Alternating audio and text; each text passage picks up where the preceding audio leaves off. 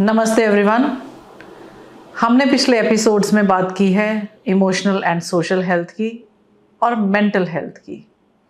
एक बहुत बड़ा एस्पेक्ट है हमारे जीवन में हेल्दी रहने का, वो है स्पिरिचुअल हेल्थ। तो इससे पहले कि हम स्पिरिचुअल हेल्थ के बारे में जानें, डॉक्टर महेश परीख का स्वागत करते हैं और जानते हैं कि स्पिरिचुअलिटी क्या है। ये टर्म इतनी पॉपुलर है आजकल और इतनी मिसअंडरस्टूड और मिस इंटरप्रेटेड है, तो पहले समझते हैं कि स्पिरिचुअलिटी है क्या। सर, बहुत सारे लोग बात करते हैं स्पिरिचुअलिटी के बारे में, पर मुझे लगता है कि सबके वर्जन्स इतने डिफरेंट हैं स्पिरिचुअलिटी के लिए, जिसमें कुछ लोग रिलीजन को स्पिरिचुअलिटी मानते हैं, किसी में कुछ लोग अच्छे लाइफस्टाइल को स्पिरिचुअलिटी मानते हैं। तो आप जरा डिटेल में समझाइए स्पिरिचुअलिटी है क्या। जो शब्द है स्पिरिचुअल जी, मानी पर्टेनिंग टू द स्पिरिट, अध्यात्म मानी आदि आत्मिक, यानी आत्मा से लगा हुआ।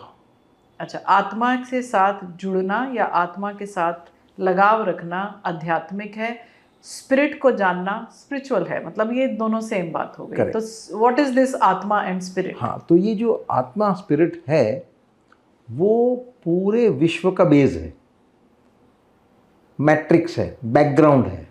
अच्छा, बाकी सब जो चीजें हैं उसका फोरग्राउंड है।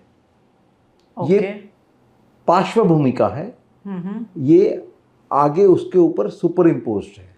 मतलब जितना कुछ भी हो रहा है वो सुपर इम्पोज्ड है, पर उसका जो बैकग्राउंड है वो एक स्पिरिट है। हाँ। जी पूरे विश्व के बैकग्राउंड में स्पिरिट है, जी, हर एक व्यक्ति के बैकग्राउंड में स्पिरिट है। ओके ओके और ये दोनों स्पिरिट जुड़े हुए हैं। जी।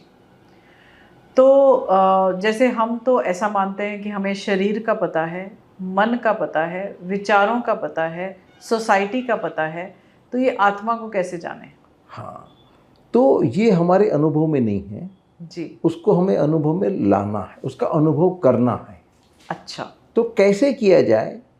तो कई लोग हैं जिन्होंने ऑलरेडी अनुभव किया हुआ है, वो वहाँ ऑलरेडी पहुँचे हुए हैं, तो उन्होंने मार्गदर्शन दिया है।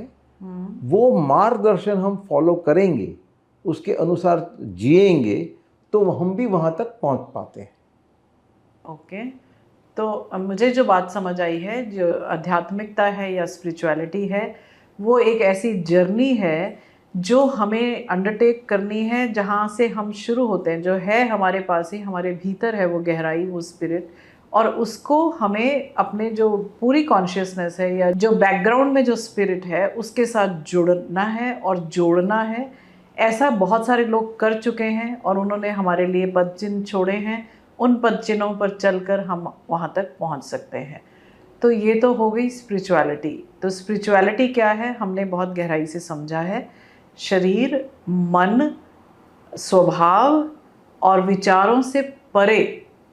तो सर, ये दिखाई तो देती नहीं हमें, लेकिन अनुभव की चीज़ है, जो आपने बताया कि उसको अनुभव किया जा सकता है। तो इससे हमारी हेल्थ पे क्या असर आता है? क्या ये एक चॉइस है या हम सबको इसमें से निकलना चाहिए ताकि हमारा जीवन हेल्दी हो सके? तो जो हमने mental health, social health, emotional health के बारे में जाना, वो इस स्पिरिचुअल हेल्थ का प्री रिक्विजिट है। मानी अगर ये है तो स्पिरिचुअल हेल्थ के लिए हम जर्नी आरंभ कर सकते हैं। अच्छा, पहले हमारी ये बाकी की हेल्थ के जो पैरामीटर्स हैं, बाकी हेल्थ अच्छी होनी चाहिए, तो हम आगे परस्यू कर सकते हैं स्पिरिचुअल हेल्थ के लिए। और स्पिरिचुअल हेल्थ ज़रूरी है, वही तो हमारा जीवन का मकसद है। तो हमारा जो गोल ऑफ लाइफ है वो है स्पिरिचुअल हेल्थ को अटेन करना। ठीक है, तो इनका सबका जो कॉम्बिनेशन है या इनका सबका कनेक्शन क्या है, उसके बारे में आप विस्तार से बताइए। जी। कि समझो this is the range of normality, अब इसके बाहर है वो एबनॉर्मलिटी है। जी। शारीरिक एबनॉर्मलिटी मानी शारीरिक बीमारियां, और मानसिक एबनॉर्मलिटी मानसिक बीमारियां। जी। तो इनको तो दवाई वगैरह से ठीक करके हमें नॉर्मल रेंज में लाना है। जी। अब इस नॉर्मल रेंज में हमारी कोई पोजीशन है और दूसरों की उनकी अपनी पोजीशन है। अच्छा, बहुत सारे लोगों की, सबकी सबकी हम सब ये नॉर्मल रेंज में आते हैं। जी। अब हमने क्या किया है कि हमारे स्वभाव के इर्द गिर्द हमारी मान्यता बना ली है जी कि इतना ही सही है, बाकी ये सब गलत है। उसी तरह दूसरों ने भी यही किया है। जी अब होता क्या है कि जीवन में तो आपको सब तरह के इनपुट मिलने वाले, तो आपकी सोच के मुताबिक इनपुट है तो वो तो आप सहज स्वीकार करते हैं। जी लेकिन आप जिसे अहमियत देते हैं उसके बाहर का अगर कुछ है तो आप उसको या तो रिजेक्ट कर देते हैं, ऐसा थोड़ी होता है, या उसको मार मरोड़ के यहाँ फिट करना चाहते हैं। अच्छा। असल में करना क्या है कि इसको हमको वाइडन करना है, ब्रॉडन करना है, अच्छा। ताकि हम पूरा जो मैनिफेस्टेशन है उसको स्वीकार करें। हम जो सृष्टि है उसका अमुक ही हिस्सा स्वीकार करते हैं, अमुक हिस्सा जो हमें नहीं जचता है उसका अस्वीकार करते हैं। तो उसका अस्वीकार किया तो वो हटने वाला नहीं है, वो तो रहने वाला है। तो उसके संपर्क में जब आते हैं तो आप विचलित हो जाते हैं, व्यथित हो जाते हैं, वो इमोशनल हेल्थ हुआ। राइट। तो आप ये जो B1 B2 B3 है, B1 B2 B3, उसको BR में तब्दील करें। तो जो हमने बात समझी थी कि बिलीफ, जो अनरियलिस्टिक बिलीफ और रियलिस्टिक बिलीफ्स में, वो यहाँ पर अब एप्लीकेबल है। तो जिन लोगों ने आज ये एपिसोड देखा है और नहीं जानते B1 B2 क्या है, वो हमारे पिछले एपिसोड्स में इमोशनल एंड सोशल हेल्थ के जो एपिसोड्स हैं उसको ज़रूर देखें, ताकि वो समझ पाएँ ये जो रियलिस्टिक बिलीफ और अनरियलिस्टिक बिलीफ्स क्या हैं। आपने ये बहुत अच्छे से बताया कि हमारा जो जीवन का पर्पस ही स्पिरिचुअल हेल्थ को बेहतर बनाना है, बाकी चीज़ें तो प्री रिक्विजिट थी, हमारी प्रेपरेशन थी। अब हम यहाँ आ गए हैं तो हम शुरुआत कहाँ से करें? तो शुरुआत, ये जो हमारा जो नैरो दृष्टिकोण था जी, वो तामसिक ज्ञान है। वो तामसिक ज्ञान है। जैसे हाथी और 6 अंधों की कहानी हमने जिक्र किया था, जी, तो हर एक व्यक्ति का जो हाथी के बारे में जो सोच थी वो तामसिक ज्ञान था, वो सीमित था। जी, तो उसको हमको राजसिक ज्ञान में लाना है। तो राजसिक ज्ञान मानी क्या? पूरा हाथी देखना है। हाँ, ओके, हाथी देखना है और स्वीकार करना है। ओके। अब जो हमारे स्वभाव के मुताबिक नहीं है वो तो हमको सुख देगी, जो स्वभाव के अनुसार है, अनुकूल है, वही हमें सुख देगी। तो जब हम कहते हैं हमें सिर्फ सुख ही चाहिए, अസുख नहीं चाहिए, तो हम अपसेट हो जाते हैं जब असुख आता है। तो ये जो इमोशनल हेल्थ है वो कैसे इंश्योर किया जाए? ये जो अनिवार्य असुख है उसको भी स्वीकारो। तो फिर कैसी भी परिस्थिति हो, आपके अनुकूल हो या प्रतिकूल हो, आप शांत रहेंगे। जी, तो ये इमोशनल हेल्थ हो गई। जी। अब क्योंकि आपने सब स्वीकारा है तो बाकी लोगों को भी आप स्वीकारते हो, वो आपके स्वभाव के अनुसार हो या विपरीत हो, उसको भी आप स्वीकारते हैं, तो उसके साथ झगड़े नहीं होने वाले। जी, तो ये सोशल हेल्थ हो गया। जी। अब राजसिक ज्ञान मानी क्या? कि हमने जो एम्पिरिकल रियलिटी है, लौकिक हकीकत है, उसको जैसी है वैसी स्वीकारी। ओके। तो हम B से BR में आए। जी। अब सात्विक ज्ञान क्या है? कि ये जो विविधता है उसके पीछे एक ही तत्व है, ओके। उसको जानना, ये सात्विक ज्ञान है। मानी ये मेज है, ये कुर्सी है, ये कबर्ड है, ये नहीं, ये सब लकड़ा है। या ये इयरिंग है, ये नेकलेस है, ये बैंगल है, ये सब सोना है। जी। तो ये विविध आकार है, लेकिन उसका मूल तत्व क्या है? गोल्ड है। तो अब हमने ये जानना है कि हमें मूल तत्व तक पहुंचना है। तो आपने 3 शब्दों का इस्तेमाल किया, तामसिक जो कि बहुत ही सीमित, संकुचित है, राजसिक जो आपको ओवरऑल विजन देता है, जो आपको कंप्लीट पिक्चर देता है। जैसे हम यदि हाथी के एग्जाम्पल से चले हैं तो हाथी को जिसने किसी ने उसकी टांग देखी या पूंछ देखी या दांत देखे तो अपना अपना एक विजुअलाइज किया, वो तामसिक ज्ञान है, वो बहुत सीमित और संकुचित ज्ञान है। जब आपने पूर्ण हाथी का ज्ञान ले लिया तो वो एक राजसिक ज्ञान है, आपको पूरा पता चल गया हाथी ऐसा है, आपने उसको स्वीकार कर लिया है।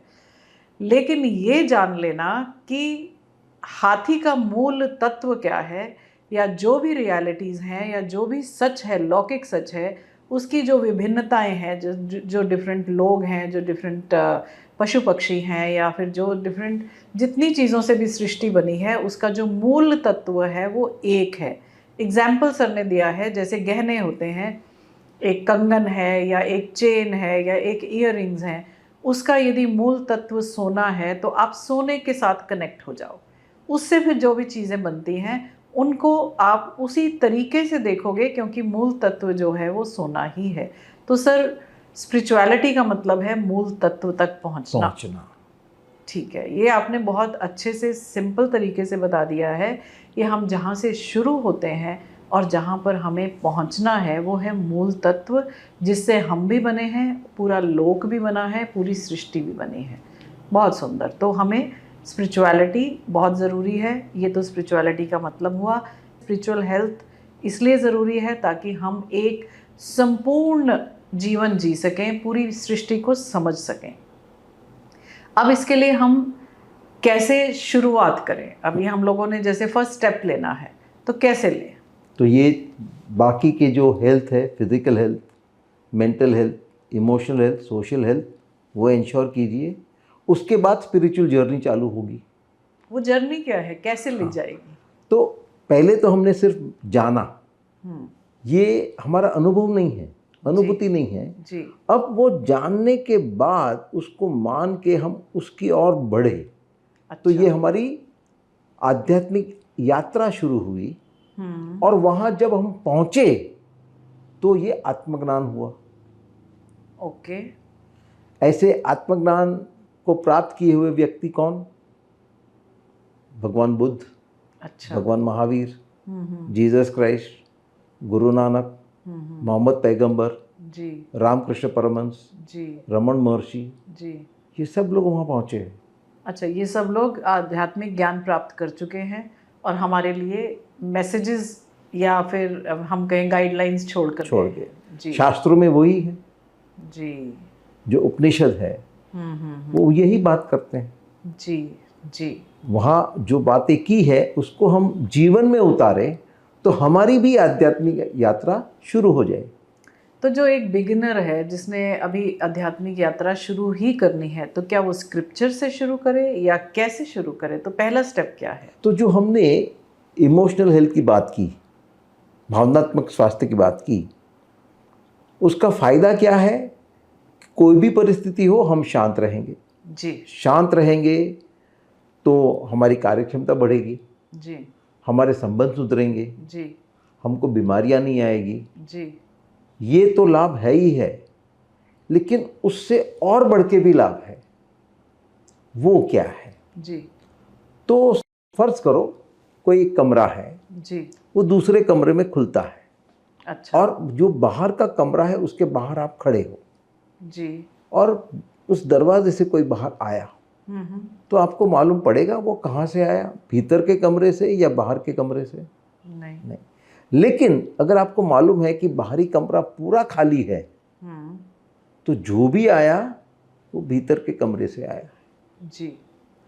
तो इसी तरह हमारे भी दो कमरे हैं। जो बाहर का कमरा है वो है हमारा मन, हमारा अहंकार। अच्छा। इसमें से कई सारी इच्छाएं पैदा होती है और उसके वजह से कई सारे डिस्टर्बेंस आते हैं। तो भीतर का कमरा जो है वो हमारा अंतरात्मा है, जीवात्मा है। ओके। और वहां से आत्मा की आवाज आती है। तो वो जो कनेक्शन है हमारा मूल तत्व के साथ, जिसका हमने जिक्र अभी पहले किया है, बाहरी जो कमरा है वो खाली है, तो हमें पता चलेगा कि ये जो तत्व से जो हमें सूचना मिली है या हमारा जो कनेक्शन जुड़ा है वो भीतरी कमरे से ही आया है, अंतरात्मा से ही आया है। Very nice. तो हमें ये बाहरी कमरा खाली करना है जी। तो वो कैसे खाली किया जाए? हमारी इच्छाओं को छोड़ के। तो पहले तो शांत होना है। वो आवाज तो अंदर से आ रही है, लेकिन हम उसको स्वीकार नहीं कर पा रहे हैं बाहरी शोर की वजह से। बाहर की शोर पे। और वो शोर हमने ही मचाया। हम बाहर की दुनिया से इतने उलझे हुए हैं कि इस भीतर की तरफ तो ध्यान ही नहीं जाता है। तो जब आप शांत हो जाएंगे तो ये भीतरी दरवाजा खुलेगा, और वहां से जो आपको अंतरात्मा की आवाज है वो बताएगा आपको जीवन में क्या करना है। ओके, तो जो जीवन का, जैसे हम लाइफ पर्पस, लाइफ गोल की बात करते हैं, वो हमें अपने अंदर से ही पता चलेगा, लेकिन हमें जो है उसकी आवाज़ सुननी है, उसकी तैयारी करनी है, अपने आप को प्रिपेयर करना है कि हम उसकी आवाज़ सुन सकें, जिससे हमें पता चलेगा हमारी लाइफ का पर्पस क्या है। तो सर, यूजुअली लाइफ का पर्पस क्या होता है? यही पर्पस है कि हम अपनी भीतरी आवाज़ सुन सकें और आगे बढ़ सकें? हाँ, आगे बढ़ के आत्मज्ञान तक पहुंच सके। That is the sole purpose of our. तो वो अल्टीमेट पर्पस है। इमीडिएट पर्पस आप एक ही जीवन में वहां तक नहीं पहुंच पाएंगे, तो उसके लिए जो एक कदम है वो इमीडिएट पर्पस है। तो हमारा जो जीवन है वो कदम कदम पर हमें उस तरफ ही चलना है ताकि हम मूल तत्व तक पहुंच सके। तो चाहे हम एक जीवन में उस पूरे सफ़र को तय ना कर पाएँ, तो कम से कम जो कदम हम इस जीवन में ले सकते हैं वो ले लें। ओके, ताकि उसके और करीब पहुंच पाए। जी। तो ये आत्म तत्व तरफ की जो यात्रा है जी, उसकी पृष्ठभूमि का क्या है, बैकग्राउंड क्या है, वो मैं जरा क्लियर कर दूँ। हाँ हमको हर दिन की एक साइकिल मालूम है। जी, हमें पता है दिन और रात होता है। जी हर महीने की साइकिल मालूम है, शुक्ल पक्ष कृष्ण पक्ष। जी हर साल की साइकिल मालूम है, उत्तरायण दक्षिणायन। जी। एक बहुत बड़ी साइकिल है जिसको कहते हैं कल्प। कल्प। तो कल्प की जो शुरुआत होती है वो ब्रह्मा का दिन है। ओके। और उसका जब अंत होता है तो ब्रह्मा की रात शुरू होती है। अच्छा। तो ये ब्रह्मा का रात दिन चलता रहता है। और उसमें कई कल्प आ जाते हैं। वो कल्प है, उसमें कई युग आ जाते हैं। हाँ। और तो कल्प में कितने युग हैं सर? 1000 महायुग। अच्छा। और एक महायुग मानी एक सतयुग, एक त्रेता युग, एक द्वापर युग और एक कलयुग। अरे वाह। वो 4 बन के एक महायुग बना। ऐसे 1000 हुए तो एक कल्प बना। अभी भी यूनिवर्स इज एक्सपैंडिंग, हम पीक तक नहीं पहुंचे। अच्छा। उसके बाद वो कॉन्ट्रैक्ट होगा, सिकुड़ेगा और फिर खत्म होगा रात्रि में। ओके। तो ये जो है बिग बैंग है, जहां सृष्टि की उत्पत्ति हुई, ये है बिग क्रंच है। ओके। प्रलय, जहां ये जो सृष्टि है वापस ब्रह्म में लीन हो गई। ओके। तो शुरुआत में ब्रह्म से ही ये सृष्टि शुरू हुई।